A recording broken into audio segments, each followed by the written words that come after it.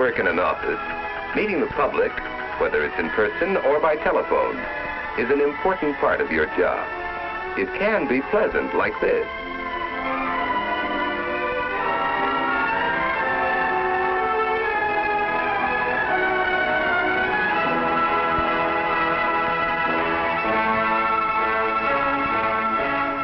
Or it can be like this.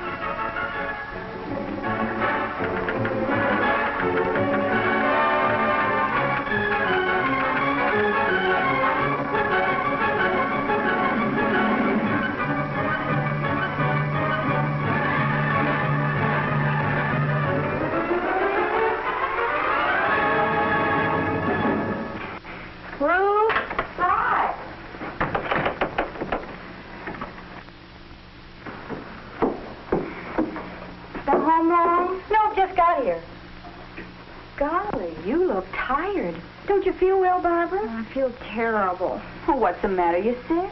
No, it isn't that. I've decided to quit my job. Oh, what happened?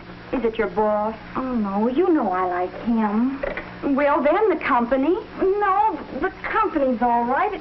It isn't that. It's the people that come into the office. They're so rude and inconsiderate. It's just more than I can take day in and day out. Why, meeting people is the thing I like most about my job. I think it's fun having new people come into the office all the time. Well, Oh, the water's boiling. It was as simple as that. For Ruth, meeting the public was pleasant because she enjoyed people and greeted them with a smile. For Barbara, meeting the public was tiresome and unpleasant because her attitude was cold and uncooperative, sometimes even antagonistic. You know, when I first started, I felt like you do, Barb. But I found out how wrong I was. What do you mean? I found out it wasn't really the other people I was seeing. It was a reflection of myself. I was cross with them, they were cross with me. Oh, it's not as simple as all that. You'd be surprised. I found out that if you're nice to people, they're usually nice to you, too. Well, the people in my office are different, and I'm simply not going to stand for it any longer. You're tired now, Barb. I know just how you feel. Let's talk about it again later on. It's no use, Ruth. Really, I've made up my mind. I'm going to start looking for a job tomorrow. I'll put the table. Oh, here, I'll do it. Everything else is ready. Why don't you go in and sit down and rest for a few minutes? Oh, thanks. I think I will, if you really don't mind. What you need is some good hot food in you. It'll make you feel better. Oh, it's not that, Ruth. I know I'm tired, but it's more than that. A reflection of myself? I don't see how it could be. After all, what do they expect? I've got my work to do. I can't stop and pass the time of day with every person who wants to strike up a conversation.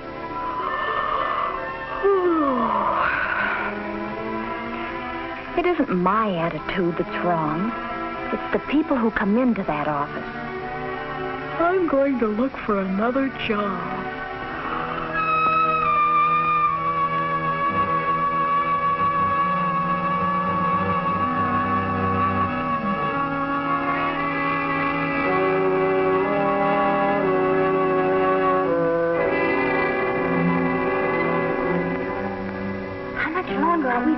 Wait. Shh, Mr. Franklin's a busy man.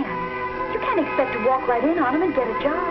I'll bet that secretary's forgotten we're here. Hey, look at all the other people waiting. You see that man? He's one of Mr. Thompson's biggest customers. I have an appointment with Mr. Franklin. Dressed like that? Yeah. Do you? Well, I doubt if he'll be able to see you at all. I see. She's brushing him off as though he were a nobody. I guess his shabby clothes have her fooled. I wish she'd answer that telephone. It makes me nervous to have it ring. Well, come to think of it, I let it ring often enough myself.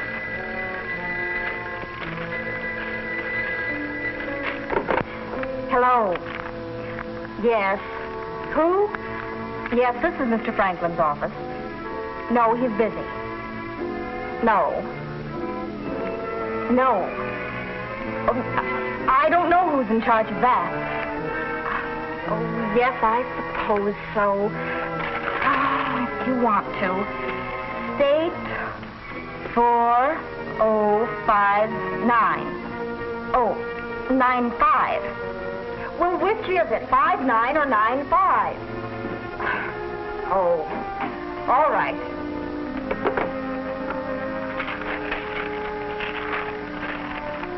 Yes? May I see Mr. Franklin, please? What did you want to see him about? I'd like to discuss that with him, if I may. Is it about a job? No, I represent the Bragdon Company. You selling insurance? We're one of your company's suppliers. Well, I'll see if he'll see you. She should really find out what his business is, but not like that. She should do it tactfully. Well, I guess those questions were kind of blunt. And you'd think she'd know who the Bragdon Company is. Mr. Franklin isn't in. He isn't? I said he isn't in. Thank you. He isn't in? Well, then why has she got me sitting here waiting then? I don't think she told that man the truth. Well, I'm going to find out whether she told the truth or not right this minute. Young lady, miss.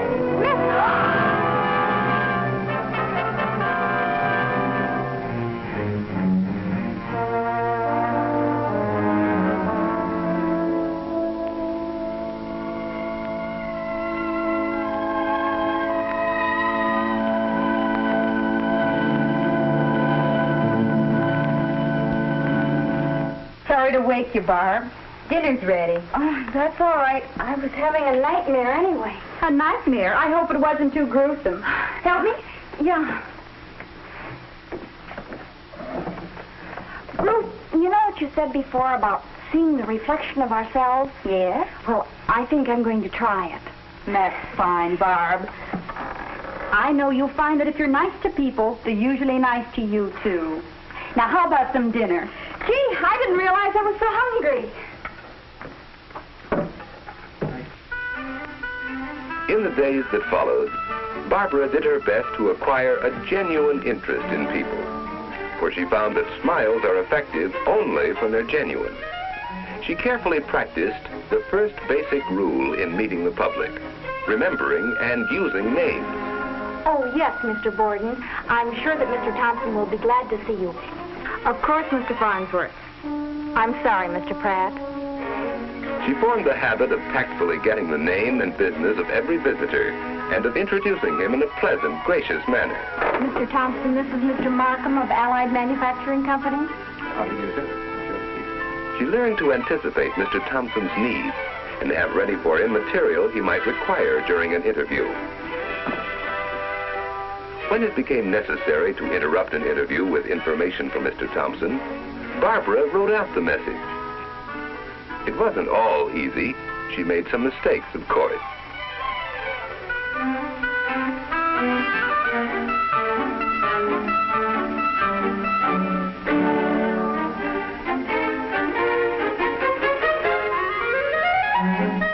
She learned, too, that it's a mistake to argue with visitors.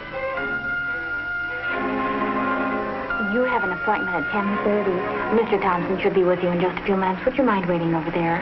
As different kinds of situations came up, Barbara discovered the proper way to handle them. One of these was the inquisitive caller. Oh, I suppose you girls managed to keep busy. Yes, there's always enough work to do. There's a rumor that the firm closed a big deal with Marshall & Company. Is that so? Yes, a 5-year contract. Know anything about it? I can't say that I do. However, if you'd like to see Mr. Walker, they No, have all... it's perfectly all right. It's not that important.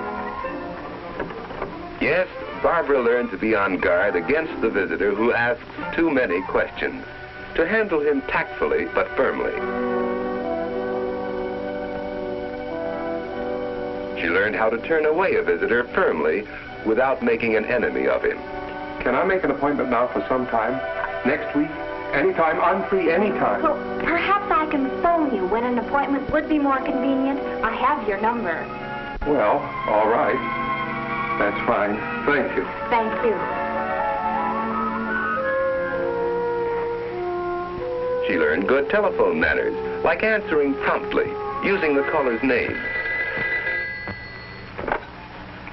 Mr. Thompson's office. Yes, certainly, Mr. Hunt.